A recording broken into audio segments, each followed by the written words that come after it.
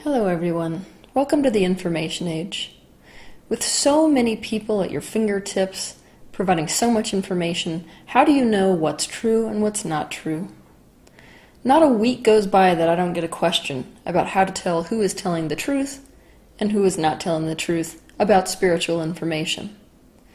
Most weeks I get questions about false prophets. So for that reason alone, I'm going to do this video on false prophets. A false prophet is one who falsely claims the gift of prophecy or divine inspiration, or who uses that gift for evil ends. Here we run into our very first problem. When it comes to spiritual teachers or people who claim to be prophets, oftentimes a whole group of people claim that they are a false prophet, at the same time as a whole other group of people claim that they are the very truest prophet that exists. I am no exception to this rule. In fact, there are people who will think that just my stance on this particular subject alone is more proof that I'm a false prophet. So what exactly is my stance on false prophets? There is no such thing as a false prophet. The united consciousness that people call God or source of the universe, you cannot be separate from it because you are it. Every being on earth is an extension of what you are calling God. Therefore, everyone is a prophet, whether they know it or not. God is not being selective about who it inspires or who it talks to. What language does this God consciousness speak in? A great many languages. But most often it speaks through the language of synchronicity and reflection. What you are hearing from all people who profess to have the ability to convey source consciousness to you directly or speak from God is a translation. And all translations are an interpretation. Interpretation is subject to perspective, and all perspectives are different.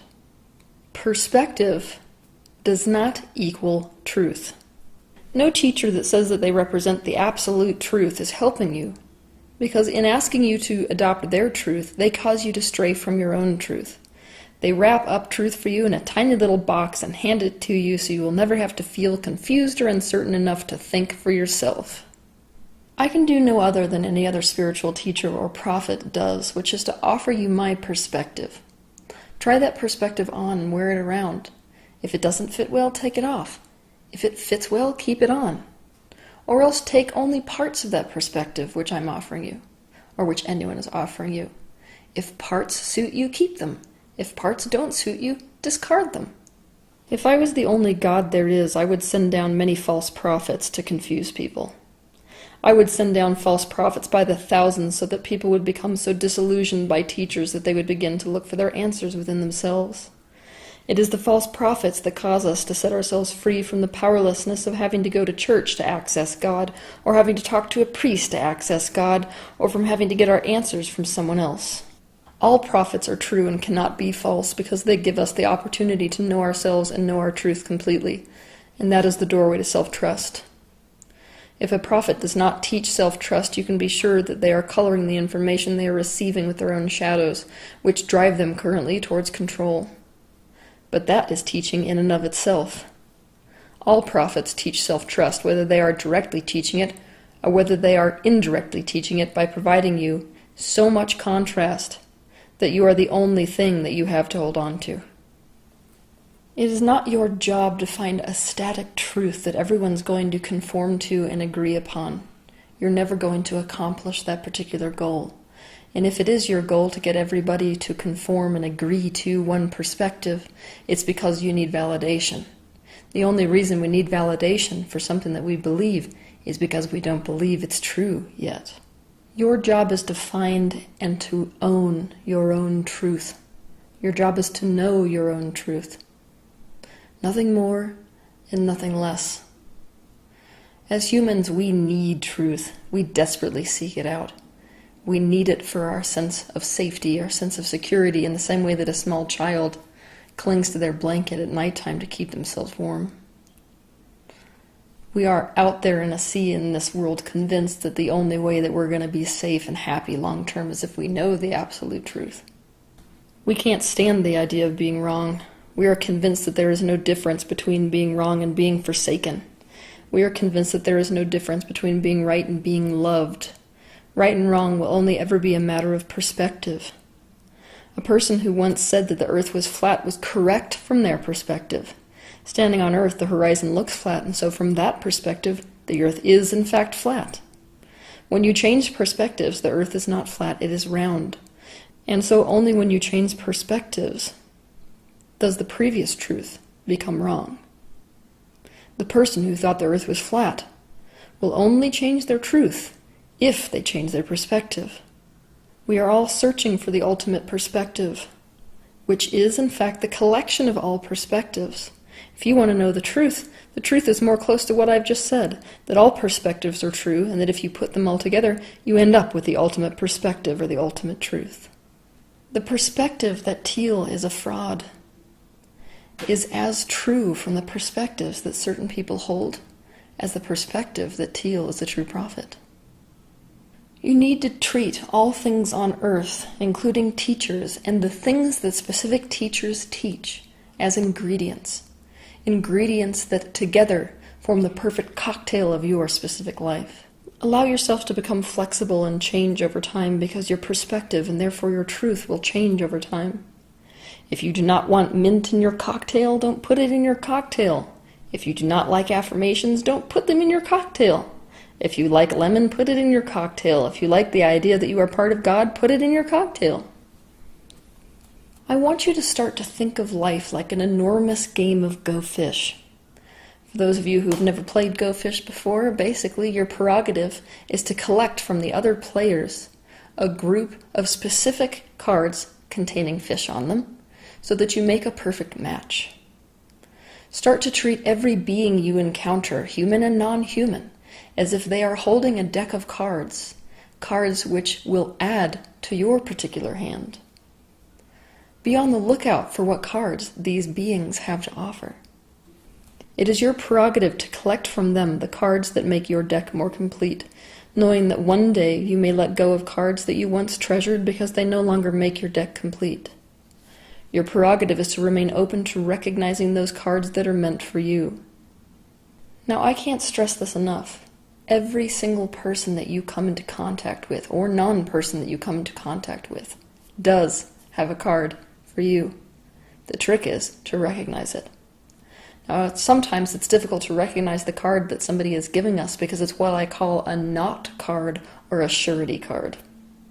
What that means is, by interacting with somebody, you may be more acutely aware of what you do not want, and therefore more sure of what you do want. That means you've been handed a surety card, or a not card. People who fear false prophets distrust themselves.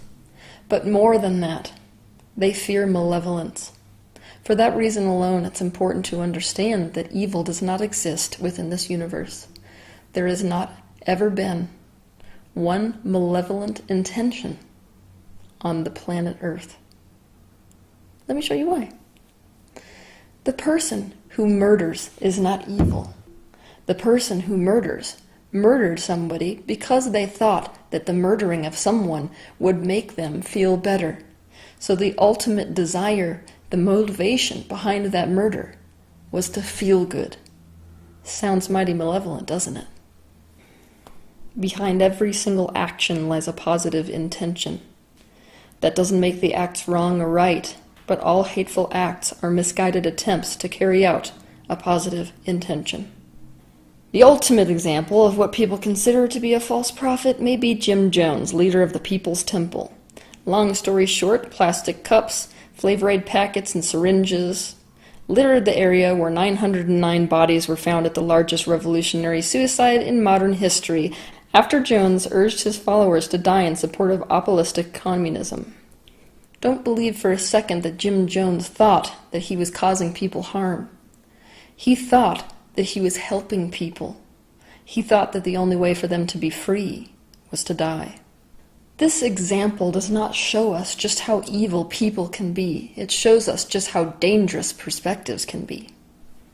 It shows us how crucial deep questioning is, and it shows us how important it is to remain flexible so we do not get hurt as the result of fixating on a specific truth. It shows us, above all, how important it is to put your trust in yourself and not in a teacher or leader. To use an aggressive metaphor, by taking all that a person says as truth and abandoning your own discernment in favor of any prophet, you may end up swallowing the poison with the Kool-Aid. If you are concerned with false prophets, it has nothing to do with the prophets themselves. What it has to do with is the fact that you distrust your own discernment. Because distrust, self-distrust to be specific, is such an issue for people who worry about false prophets, I want you to watch my YouTube video titled How to Trust Yourself. People who fear false prophets don't trust their own ability to discern. Because of this, I'm going to focus for a time on tips which will help you get in touch with your own ability to discern. Now, of course, the first tip is going to come in the form of a question. Why don't I trust my ability to know true from false for me, or right from wrong for me? Tip number 2 is to get in touch with what is true for you. Now this begins with a step of bravery, because in order to ascertain what is true to us, we have to be willing to be incredibly brutally honest about what's true for us. Now keep in mind that what is actually true for us, we may not want to be true for us. We may not think it is true for us. So first, I want you to get into a space of openness. Openness to the idea that you may not know anything about yourself right now. You are a blank slate. Now what you do is you imagine that through the center of your body is like a rod. That is your core. It's running straight through the middle of your body. Now, when you ask yourself a question, your truth will show up the closest to that particular rod. So in essence, all we need to do is to feel for the truth or the emotion or the answer that is closest to this rod. For example, if I were to ask you, do you love the person you are married to, you might automatically want to say yes.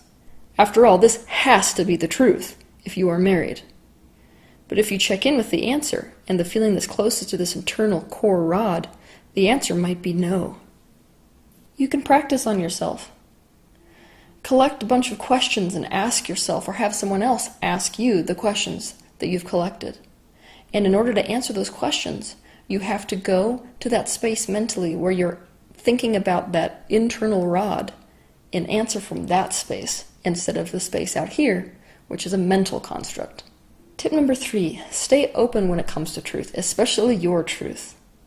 And also, stay open enough to truth that you can consider the counter-argument. New perspectives, which are even more comprehensive than the ones available today, are coming to fruition every day.